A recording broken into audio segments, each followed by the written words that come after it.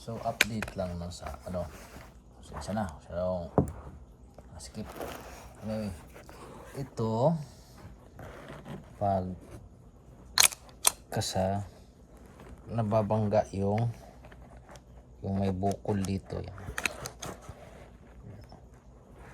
Sabi. Right. Yung dito. Ayan. Ito na part. Stretch natin. Okay. Ito na part. Ayan. So, na hone ko na yung mas maliit yung ano, yung housing. At dito na part.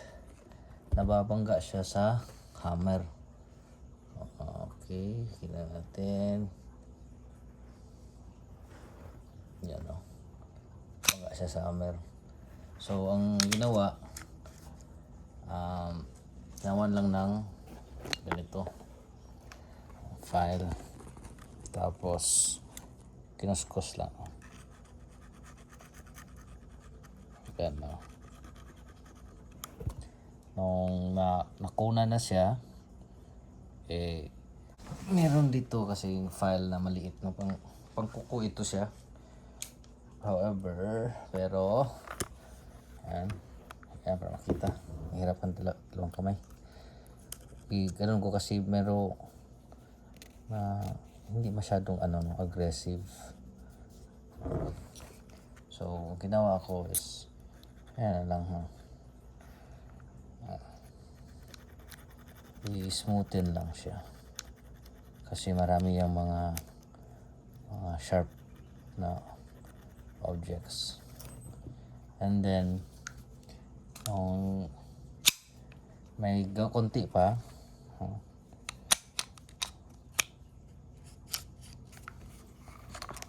papansin natin yan pag magbangga yan, may konti na ganyan no? May konting yan.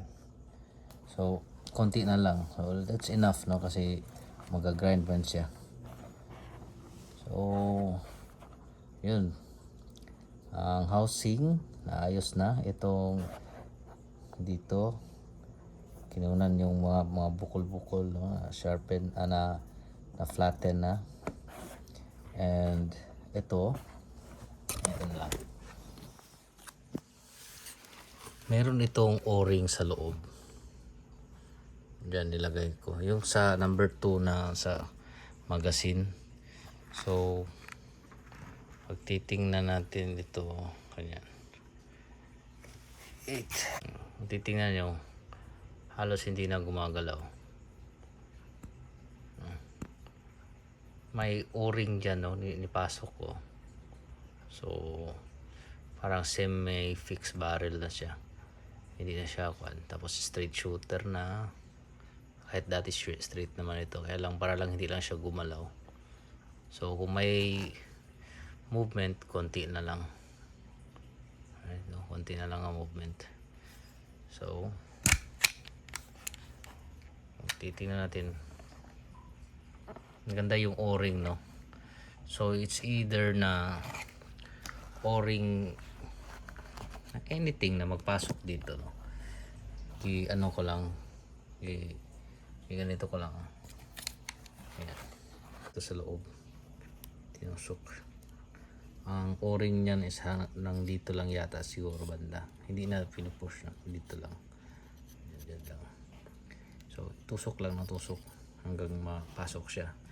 Tapos yung sa magazine no, yung sa blowback na yung pinapalo dito sa magazine, ang tatlong o-ring yan siya. Yung pangalawa is leaky, nag-leak na.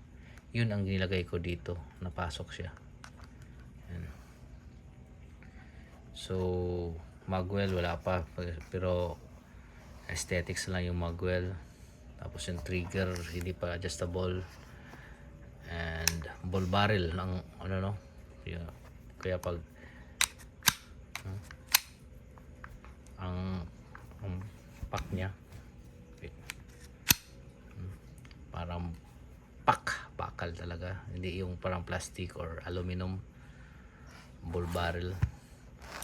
And yan,